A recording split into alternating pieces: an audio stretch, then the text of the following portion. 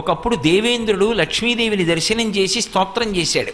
చేసినప్పుడు ఆవిడ నేను ఎక్కడెక్కడ ఉంటానో తెలుసా అని తాను ఎన్ని చోట్ల ఎన్ని రూపాలతో ఉంటుందో చూపించింది.